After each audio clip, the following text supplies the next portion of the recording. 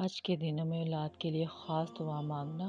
ذی الحج کی 7، 8، 9 اور 10 تاریخ کو خاص اولاد کے حق میں دعا مانگنی ہے، کیونکہ ان دنوں میں حضرت ابراہیم علیہ السلام نے اپنی اولاد کے لیے دعا مانگی تھی اور اللہ تبارک و تعالیٰ نے قبول فرمائی تھی۔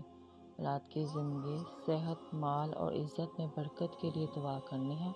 اولاد کے اچھے نصیب اور نیک جوڑے کے لیے دعا کرنی ہے۔ تمام ماں باپ یہ ضرور کریں۔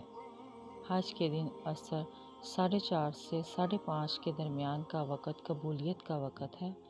447 بار اللہم لبیک، 21 بار اول و آخر درود ابراہیمی، پھر کوئی بھی جائز دعا کریں، انشاءاللہ عز و جل ضرور پوری ہوگی۔